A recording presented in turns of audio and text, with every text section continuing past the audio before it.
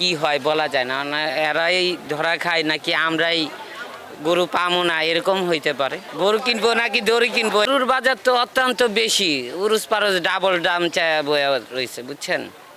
এগুলো তো কথাই কন যায় না। এই যে বরিশাল, তারপরে এই বিভিন্ন জায়গা থেকে, কুড়িগ্রাম থেকে আইসে, এক একজনে তো মনে করেন এক একটা গরু 1.5 লাখ, সেই গরু চায় 3 লাখ।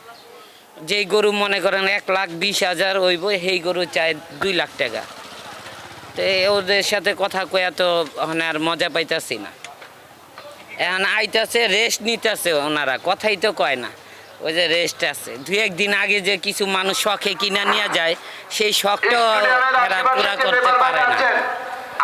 আমরা যে বাসায় নিয়ে যাবো, 2-1 দিন পোলাপান বাসায় আছে, এখন এই পোলাপান দেখানোর জন্য 2 দিন আগে কিনে কেউ, মানে এরা 2 দিন আগে বিক্রি করতে চায় না, এরা রেস্টে আছে আর কি। এখন তো ব্যবধান তো অনেক, ডাবল চাইতেছে এক একজনে, গরু ডাবল চায় বয়া রয়েছে।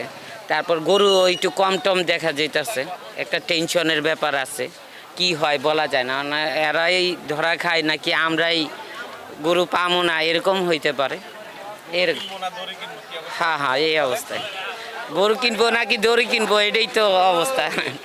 এখানে গরু তো এখনো আসতেছে না, পুরা গরু কমই দেখা যাইতেছে, এটাই।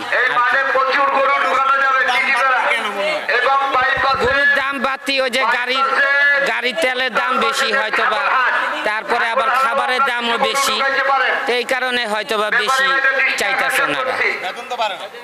মানুষের তো বেতন বাড়ে নাই, মানুষের বেতন তো সে আগের জায়গায় আছে, কিন্তু গরু তো 800 টাকা, কষাইয়ের দোকানে 800 টাকা বিক্রি করে, কিন্তু ওনাদের কাছে কিনতে গেলে দেখা যায় 1000-এর উপরে কেজি পড়া যায়।